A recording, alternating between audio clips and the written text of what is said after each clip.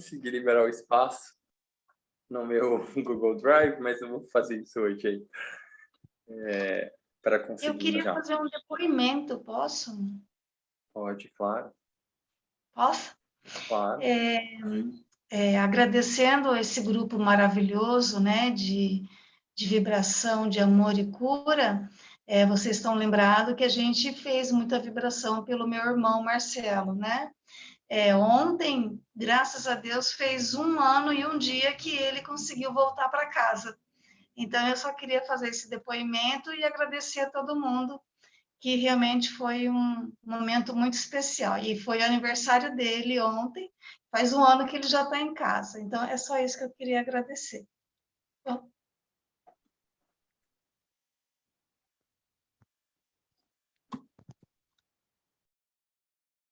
Que bom. A gente fica feliz.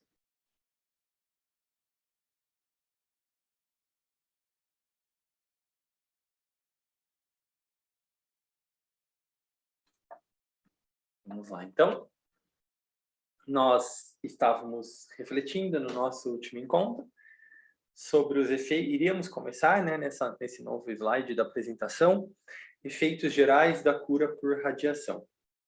Então, a gente viu que algumas vezes a cura pode estar vinculada a questões...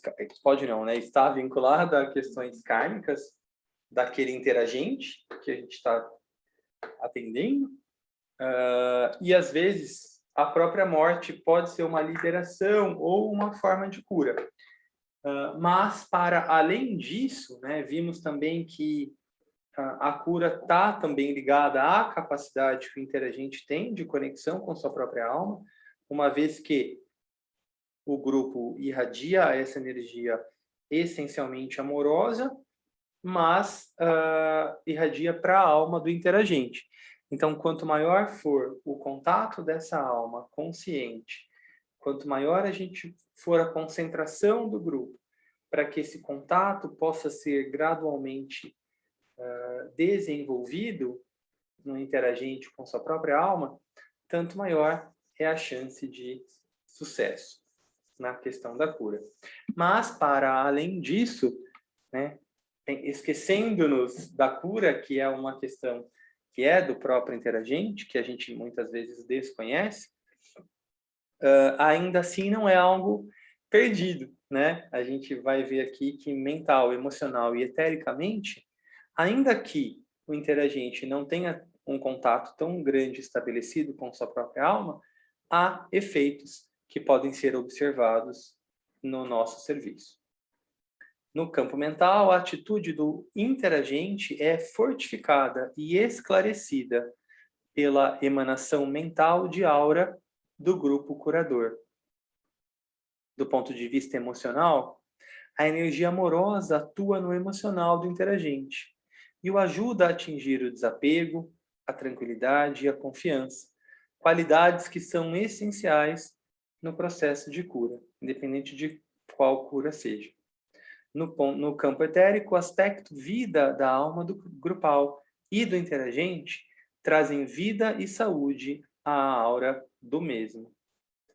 Então, ainda que a gente não consiga mensurar o contato que o interagente tenha com a própria alma, esses efeitos podem e serão observados, com certeza.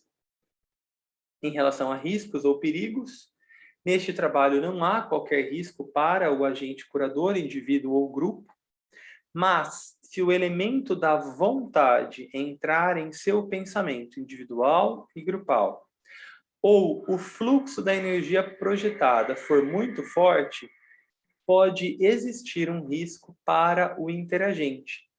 Quando a gente diz forte aqui, não está tão relacionada com a potência que o grupo tem de irradiação, mas sim com a intenção direcionada.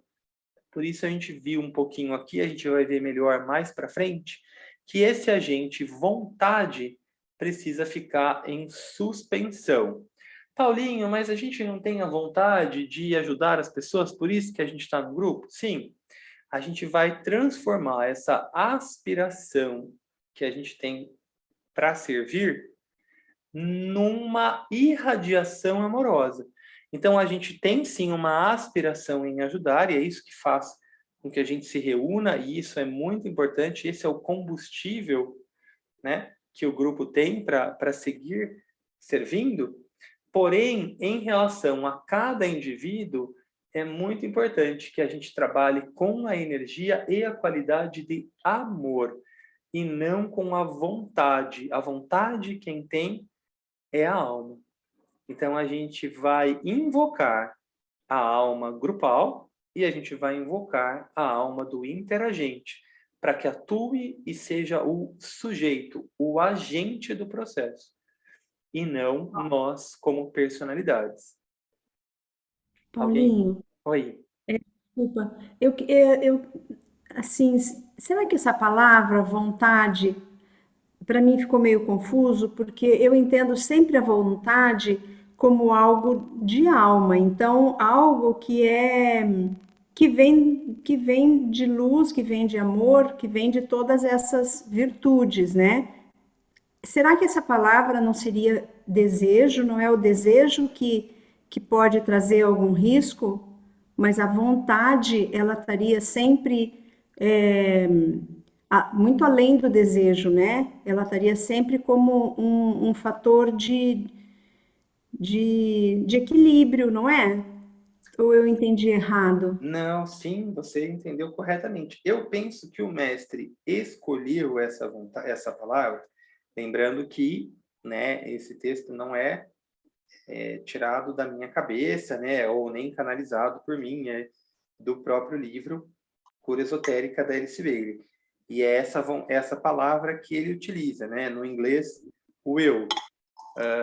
Eu penso que a escolha dessa palavra, embora tenha essa questão da gente entender que a vontade é realmente um aspecto da alma, então, uma vez que a gente pense em vontade genuína, a gente está falando nessa força que a gente maneja, que é da própria alma, né? Não está ligada à personalidade, né? A personalidade, a correspondência da palavra vontade para o vocabulário da personalidade, se a gente puder dizer assim, seria a palavra desejo e não alma. Mas eu penso que o mestre escolheu essa palavra nesse texto, que é para dar ênfase a essa intenção que muitas vezes a gente possa vir a ter de cura, né? Obviamente, num primeiro momento, quando a gente se reúne para curar, a gente tem uma intenção de cura, né? Eu penso que essa palavra ele utiliza mais no sentido da gente ficar atento para que a gente precisa sim ter uma aspiração de servir, mas gradualmente essa aspiração deve ser transformada no amor e na correta técnica de serviço, né? E essa intenção de cura seja num aspecto mais amplo, na cura mesmo, do ponto de vista da alma, e não da cura daquela doença do corpo físico, que é só um aspecto da alma, né? Lembrando que o corpo físico é o veículo mais denso quando a gente pensa na personalidade, né? Se nós pensarmos numa cura a partir do ponto de vista da alma, que é o que o mestre procura ensinar através dessas palavras e destes textos, se a gente for pensar, quando a gente coloca o nosso olhar, a nossa intenção de curar o físico, a gente está ignorando um aspecto etérico, a gente está ignorando um aspecto emocional que precisa de cura muito mais que aquele físico, a gente está ignorando um aspecto mental que também precisa de atenção, e a gente está especialmente ignorando que aquela alma é o agente curativo, o agente de conscientização daquela personalidade em evolução, como é em cada um de nós, né? Toda a nossa personalidade ela foi construída a partir de uma intenção, de uma vontade da alma para seguir um plano traçado dentro do seu projeto, do seu caminho de evolução. Então, eu penso que a escolha dessa palavra dentro desse texto é para não deixar dúvida, sabe? Porque talvez se a gente pudesse pensar em desejo, talvez fosse ficar um pouco... por um lado, a gente entenderia que a gente está falando de algo da personalidade, Mas talvez a gente pudesse não se reconhecer, né, nisso. Não, eu não desejo isso, né? Eu estou trabalhando com uma energia mais sutil, não sei. Eu penso que é nesse sentido que o mestre escolheu essa palavra e não o desejo, mas seu raciocínio está correto, Obrigada, Paulinho. imagina. No próximo parágrafo, o impacto da força que estiver sendo irradiada sobre o interagente pode não só produzir uma tensão nervosa, isso aqui quando a gente está trabalhando com uma energia que não é a do amor, apenas, mas pode também levar a um aumento da potência da doença. Olha que sério isso. Especialmente se for um câncer, por exemplo, que, segundo o ensinamento esotérico, é muito ligado ao corpo emocional e se alimenta de energia emocional e de desejos. E a sua intensificação, devido ao estímulo dos átomos e das células envolvidos na atividade da força responsável pelo problema. Então, é muito importante que a gente trabalhe mesmo cada vez mais livre dessa intenção de curar o problema físico, que a gente consiga enxergar aquele interagente de forma holística. Ou seja, aquele aspecto físico é só um aspecto daquele ser, que tem também um aspecto etérico, que tem também um aspecto emocional, que tem também um aspecto mental e que especialmente é uma alma em manifestação. Senão a gente tende a olhar aquele indivíduo apenas no aspecto físico. Então é muito importante que a gente amplie o nosso olhar, a nossa consciência para reconhecer que o físico é um aspecto, ainda o mais primitivo, daquele ser que está tendo a interação com a gente. Então evitar a nossa intenção, a nossa aspiração. Procurar mesmo ampliar o nosso olhar, reconhecer um ser muito maior ali, holisticamente falando, e especialmente, então, trabalhar com a energia de amor. Tudo bem até aqui? Eu sei que não é algo simples, que é algo que a gente costuma fazer, mas é muito importante que a gente reoriente o nosso olhar, tá? Para que a gente vá cada vez mais sutilizando a nossa atuação, ao mesmo tempo em que a gente vá enxergando o nosso trabalho como um trabalho potente, amorosamente falando. Tudo bem até aqui? Sim. Sim, tudo ótimo. Obrigado, pessoal, pelas respostas, senão eu não enxergo vocês aqui. Então, o que a gente tem falado sempre, né? Quais são pontos que a gente pode olhar de prevenção, né? De atenção para o serviço? Então, quando a gente estiver trabalhando de uma forma um pouco mais específica, lembra que a gente falou que a gente vai começar a colocar os problemas de um pouco melhor descritos?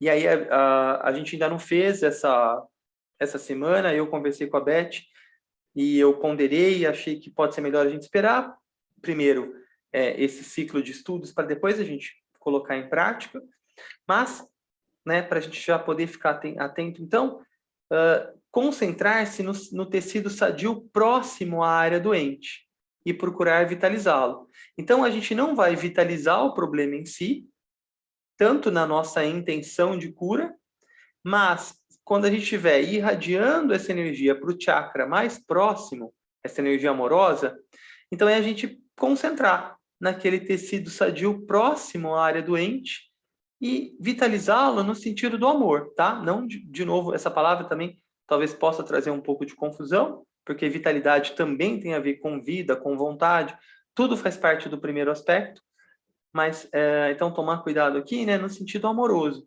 de irradiar essa energia amorosa para o tecido sadio daquele doente, sempre subordinando, claro, a vontade da alma. Então, isso é o aspecto básico, né?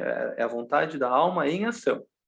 Mas, de forma mais específica, a gente vai irradiar a energia amorosa do grupo para o tecido sadio próximo à área doente. Paulinho, Oi. que de um modo geral, que de um modo geral, culturalmente, a gente fala assim, segundo a vontade de Deus, né? Aham, aham, aham. Que é a alma, né? Exatamente. É É interessante isso. interessante, é interessante. Tudo tá permeando já, né? A gente já Uhum. está imerso nisso. A gente só precisa ter um olhar um pouco mais discriminado para isso, né?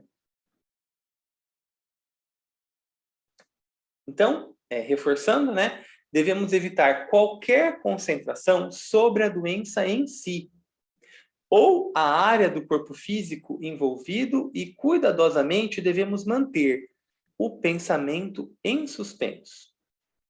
Assim que o trabalho preliminar tenha sido feito, ou seja, aquela parte de conexão com a alma grupal, com a alma do paciente, pois a energia sempre segue o pensamento e sempre vai para onde o pensamento estiver focado. Então, mantenha a vontade da personalidade à distância. Aqui, que a Betinha trouxe essa atenção para essa palavra, né? É quase que um termo incorreto, a vontade da personalidade, porque é vontade da alma. Mas a ênfase aqui é nesse sentido de intenção da personalidade, né? Mantém à distância. Temos que nos treinar para manter a nossa vontade em segundo plano e irradiar o esplendor de cura através de uma corrente de energia de amor. Quando o curador é inexperiente, e em alguma medida todos somos inexperientes, ele pode projetar muita energia da alma para o corpo do seu interagente. Pureza de intenção, serviço altruísta e boa vontade não constituem uma proteção em si, apesar dos argumentos do místico. Então, o místico vai falar para a gente, não, mas eu estou aqui com a pureza de intenção, eu estou com um amor, né? Não vai ter problema. Pode ter problema, sim. Então, isso é o básico, né? Então, pureza de intenção, serviço altruísta, boa vontade, isso é o básico. Isso foi trabalhado no caminho místico. Agora que a gente está também trilhando o caminho ocultista, a gente precisa olhar agora com um pouco mais o aspecto da mente, no sentido de atenção, discriminação, consciência, né? Não na mente concreta, mas aquela mente que vai fazer a ponte do concreto com o abstrato. Então, sim, é importante analisar a técnica empregada, é importante analisar a maneira como a meditação é construída, todos esses outros aspectos que compõem o ritual em si, lembrando que o ritual também é uma energia de sétimo raio, que é essa linha da cabeça que a gente chama, né? A linha 1, 3, 5, 7 é a chamada de linha da cabeça. A linha 2, 4 e 6 de raios é chamada de a linha do coração. Então é importante que a gente, trilhando esse caminho do discipulado, saiba manejar tanto a linha do coração quanto a linha da cabeça, porque esses dois caminhos devem ser fundidos no discipulado, para que a gente alcance verdadeiramente o caminho da iniciação, o caminho da iluminação. Então, prestar atenção, né? O básico é a energia de amor, a energia de pureza, e depois, então, a gente vai, ao longo do tempo, aprendendo a manter essa intenção em suspenso, aprendendo a criar um silêncio no campo grupal, para que esse fluxo de amor se estabeleça. Paulinho, desculpa, mais uma Imagina, coisinha. imagina. Essa palavra proteção, a gente poderia entender também como efetividade, porque a gente ouve muito assim, no meio místico mesmo, o que vale é a intenção, Uhum. né? Então, essa palavra proteção que está aí no texto, a gente também pode entender como a questão de ser efetivo, né? Eu penso que as duas coisas. É que a proteção é no sentido de proteger o interagente, de uma hiperestimulação de um centro ou um chakra por conta dessa energia de vontade, de intenção do grupo estar ali atuando. Então, é nesse sentido que o mestre escolhe essa palavra de proteção, de proteger o interagente, né? Mas, naturalmente, uma vez que o grupo está melhor treinado, uma vez que o grupo está servindo com mais amor, com mais unidade, com mais altruísmo, e manejando essa energia de amor, enxergando o interagente como um todo, não só no seu aspecto físico, naturalmente o serviço é mais efetivo. Tá bom, obrigada. Imagina.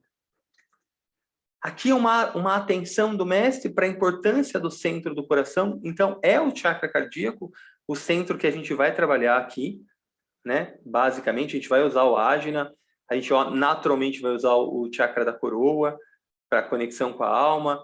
Naturalmente, a gente vai usar o chakra da garganta, porque é ele que constrói na mente, mas é essencialmente um serviço do chakra cardíaco, né? O chakra do coração. Uma vez que o curador ou o grupo de cura e o interagente se conectam através de suas almas, a energia hierárquica de amor... Por que a energia hierárquica, Paulinho? A gente está falando dos mestres de sabedoria? Não necessariamente, mas a gente está falando da energia de amor, de alma. A alma faz parte da hierarquia, né? Nós, enquanto almas, somos parte da hierarquia. Hoje a gente está nessa mediação como parte que somos do novo grupo, porque nós somos almas em personalidades encarnadas.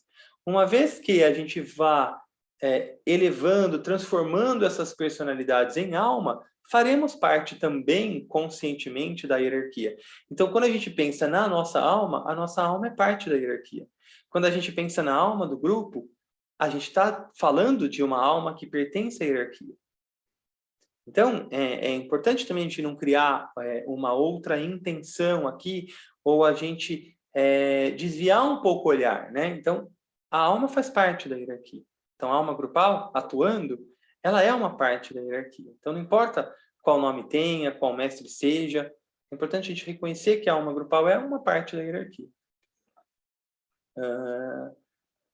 Como diz a Bíblia, o amor de Deus é derramado no coração do homem, e seu poder transformador, magnético e de radiação é essencial para a reconstrução do mundo e para o estabelecimento de uma nova ordem mundial. O coração é uma das portas da alma, assim como é a cabeça. O chakra cardíaco é uma das portas da alma, assim como é o chakra da coroa, né? No discípulo, é o chakra em maior atividade. Assim como no aspirante ao caminho, o chakra em maior atividade é o plexo, em transição a uma atividade cardíaca, mas no discípulo é o chakra cardíaco em maior atividade, assim como nos iniciados é o chakra da cabeça. E nos indivíduos que estão integrando a personalidade é o centro ágina. Assim como nos pensadores do mundo é o chakra da garganta. O relacionamento com a hierarquia ocorre, então, automaticamente, uma vez que este alinhamento avança e o contato com a alma é, assim, estabelecido. A consciência de personalidade é substituída gradualmente pela consciência de grupo, e a entrada de energia hierárquica é um resultado natural, pois todas as almas, como eu dizia, pertencem à hierarquia. Então, a ênfase do trabalho é o chakra cardíaco, tá? É comum que durante esse desenvolvimento desse trabalho, a gente vá, então, percebendo um pouco melhor a energia fluindo através desse chakra. Não que isso seja necessário, tá? Eu não percebo nada. Será que meu chakra não está atuando com o chakra do grupo? Tá, sim. Porque esse é um processo natural. Quando a gente vai trabalhando com autoesquecimento, quando a gente vai trabalhando com altruísmo, quando a gente vai trabalhando com serviço abnegado, naturalmente eu vou me descentralizando do plexo da autoconsciência, daquela energia mais leonina, né, como a gente diz, e eu vou trazendo o olhar para essa energia aquariana. Então, aquário tem muito a ver com cardíaco, no sentido de distribuição. O nome correto do signo de aquário é o aguadeiro, ou seja, aquele que distribui água aos que têm sede. O chakra cardíaco, assim como o próprio correspondente no físico, que é o coração, ele faz isso, né? O coração irradia o sangue indistintamente. Ele não tem uma preferência, eu vou irradiar mais para o fígado, porque ele faz um serviço melhor, ou mais para o cérebro, porque ele é mais importante, né? o coração, ele irradia a todo o corpo, e ele às vezes se concentra mais em um ou outro, conforme a necessidade se apresenta, assim como devemos fazer, né? Então, existe uma correspondência natural do chakra cardíaco com as energias que são aquarianas. Aquário é o signo da consciência do grupo.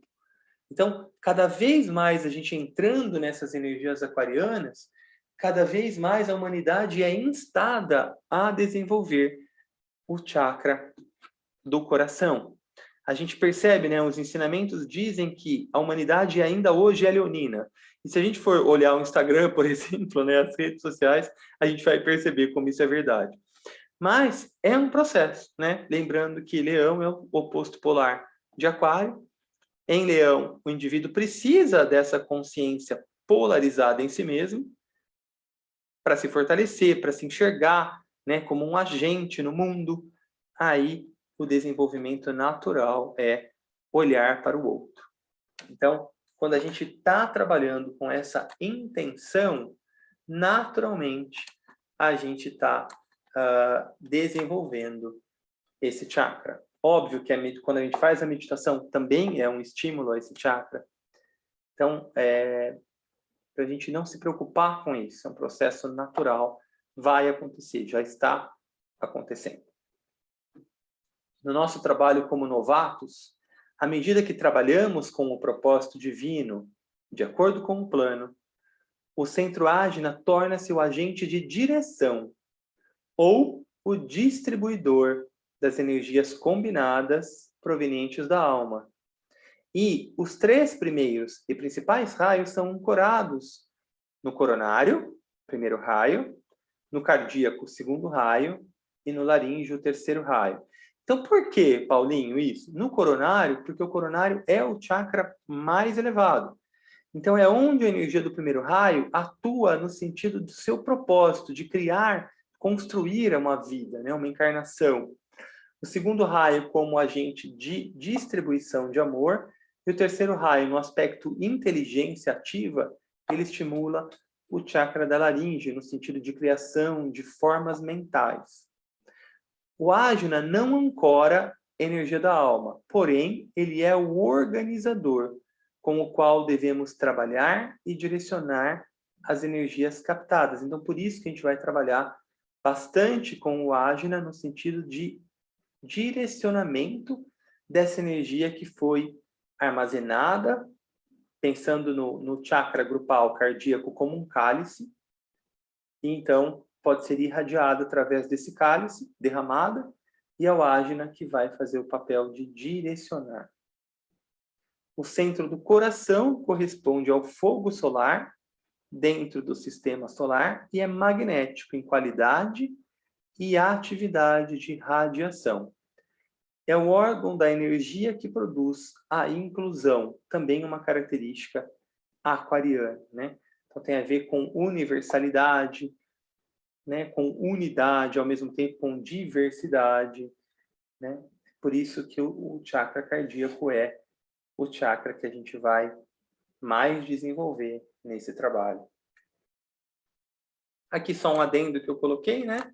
Mas talvez nem seja tão importante nesse momento, é só uma informação, né, que a Helena Blavatsky, na Doutrina Secreta, diz que há 3 tipos de fogos que norteiam a vida no logos planetário. O fogo por fricção, que é o que vai promover as mudanças na vida de personalidade. Lembra que fricção é uma forma de atrito, então a personalidade ela se desenvolve a partir do atrito, a partir das crises, né? Dos conflitos entre as polaridades. Já o fogo solar, que é ligado à alma e também ao chakra cardíaco, ele vai funcionar a partir de magnetismo, a partir de magnetismo no sentido de atração, né? A alma, a lei que a governa é a lei da atração. A alma atrai para a vida de personalidade tudo que a personalidade precisa para se desenvolver. Então, o chakra cardíaco, ele é o correspondente do segundo raio aqui no planetérico. A alma é o correspondente do segundo raio dentro dos 7 planos de vida, né, que a gente tem ali. Então, a qualidade do chakra cardíaco é como se ele fosse uma mini alma. Então, ele vai funcionar por atração e ele vai funcionar por irradiação, por distribuição. E a gente tem ainda o fogo elétrico, ou forrá, que aí é o fogo do espírito, né? Tá ligado mais com o primeiro raio mesmo, com vontade, com poder, com propósito, e ele é típico da vida da mônada. Então a gente não vai lidar ainda com isso tanto, né? A gente precisa aprender a lidar com esse fogo solar. O que é isso, Paulo? A gente precisa lidar com atração, com distribuição, com magnetismo. São essas qualidades que o discípulo precisa entender melhor. O que é isso, Paulo? A gente vai ter que estudar, a gente vai ter que observar o que eu estou atraindo, como é que eu estou, o que eu estou distribuindo, né? O que eu estou magnetizando com as minhas forças enquanto um servidor da luz. Então, essa é a nossa ênfase, tá? Por isso que eu coloquei aqui, só não é talvez tão importante no sentido do nosso trabalho, mas ao mesmo tempo eu achei que talvez pudesse complementar aqui o nosso estudo desta noite. Tudo bem até aqui? Deixa eu ver que oração. Ainda temos um tempinho. Tudo bem até aqui? Está muito rápido? Como é que tá? Vocês estão entendendo ou não? Dúvidas, sugestões, comentários? Tá tudo jóia. Todo Para mundo? mim. Qualquer momento vocês podem me interromper. Então, vamos lá. O que é a energia do amor? Né? Então, a gente fala muito, né? A energia, a ênfase desse trabalho é na energia do amor. O tibetano diz. Então, mas o que é isso, Paulo? Vivemos num sistema solar que é de segundo raio, onde o segundo aspecto da divindade, o aspecto alma, o aspecto consciência, o aspecto amor-sabedoria, está sendo desenvolvido. O raio do amor e sabedoria é a energia cósmica mais potente nesse sistema solar. Por quê, Paulinho? Porque dentro do tempo e espaço que a gente vive, é essa qualidade que está mais presente. Talvez no futuro, né, na próxima ronda, na próxima cadeia planetária, talvez seja uma energia de primeiro raio. A gente entende assim, né, que é a lógica, mas eu não posso garantir que vai ser assim. Mas, aparentemente, a próxima qualidade energética vai ser de primeiro raio. Mas nesse tempo e espaço que a gente escolheu encarnar, é dito no ensinamento esotérico, não só nos livros da Bailey, mas também nos livros da Blavatsky e em outras literaturas, como da Helena Hornish, que a gente vive num sistema de segundo aspecto, de segundo raio, um sistema de amor-sabedoria. Então, naturalmente, essa energia que está sempre mais disponível para a gente, porque ela é a tônica do nosso sistema solar, não só do nosso planeta, tá? Do nosso sistema solar. Então, naturalmente, ela está mais presente do que as outras que estão sempre em ciclos menores. Um coração que ama é uma das mais potentes de todas as energias utilizadas.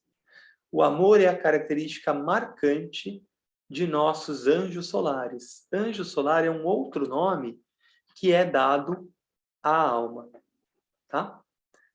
Tem ensinamentos esotéricos que até dizem que o que a gente chama de anjo da guarda, na verdade, é a própria atuação da nossa alma. Há outras correntes de pensamento que dizem que não. Aí também cabe a cada um estudar, refletir e reconhecer aquilo que entende como verdade, né? Então, só estou trazendo uma informação aqui para a gente ter sempre a nossa mente de filósofo, né? A nossa mente que pondera, analisa, reflete, questiona, né? E constrói.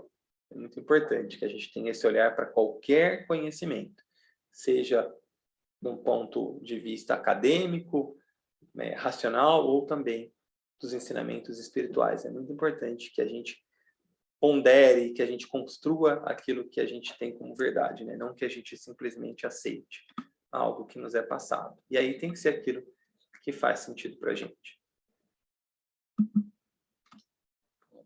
Mas deixa eu ver se tem mais uma coisa aqui. Acho que não, né?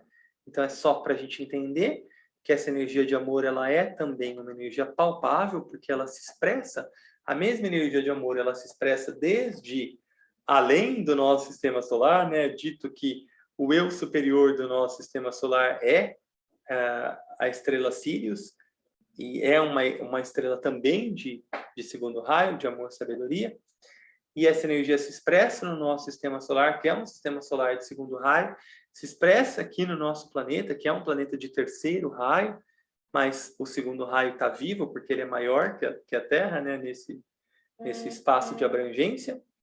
Então, essa mesma energia ela se expande no plano divino, no plano monádico, no plano átmico, no plano búdico, no plano manásico, no plano emocional e no plano etérico-físico. Então, só para a gente saber que essa energia permeia todos os planos. E a gente vai precisar, então, aprender gradualmente a dominar a energia do amor em cada um desses planos. Então, para a gente não pensar que, embora seja uma energia tão potente ou sublime, que ela deixa de estar presente no plano etérico-físico. Pelo contrário, né? Ela está presente em todos os planos. E cabe a gente, como servidores, como aspirantes a curadores, manejar essa energia amorosa em todos os planos, onde se fizer necessário o nosso serviço. Então, como é que vai ser, né, essa técnica de cura? É aquela que a gente já faz, né? Então, que a Betinha aqui costuma fazer, às vezes a Edna, às vezes a TT, é essa técnica de radiação, ou que a gente chama de meditação, ela também está presente no livro Cura Esotérica, do mestre tibetano, e é exatamente como a gente faz, tá? Eu vou mandar depois no grupo essa apresentação, para que vocês tenham, e vão se familiarizando com ela, né? Mas talvez aqui seja até um pouquinho mais longa do que a gente faz, mas eu vou mandar para vocês.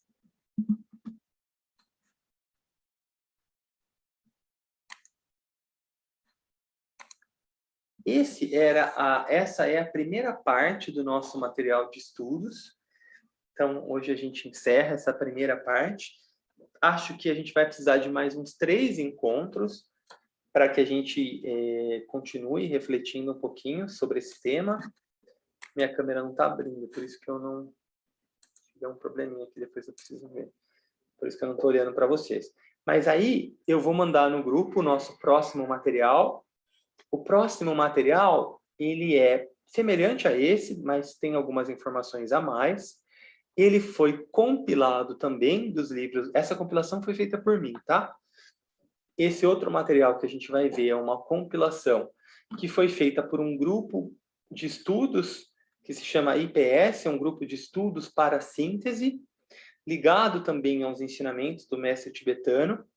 E eles são especialmente, o dharma deles, né, a missão deles de grupo, é trazer para a humanidade os 10 grupos sementes que o tibetano orienta que a gente vá se engajando para ajudar na exteriorização da hierarquia.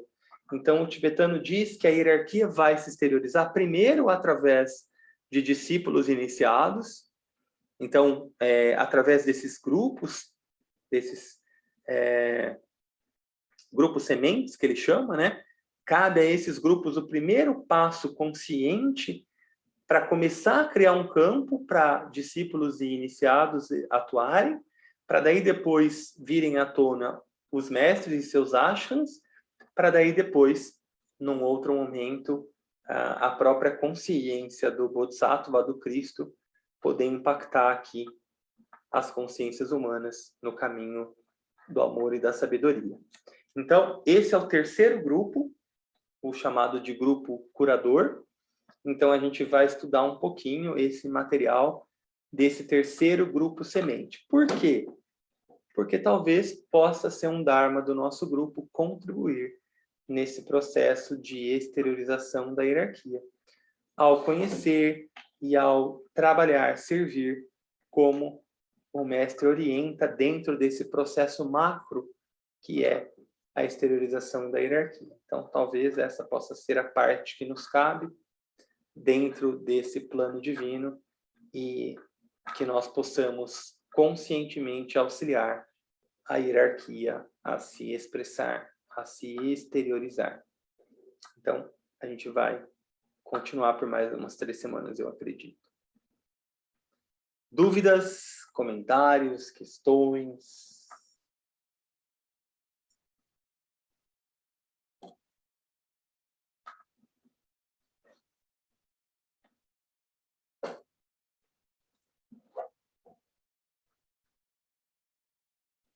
Muito bem.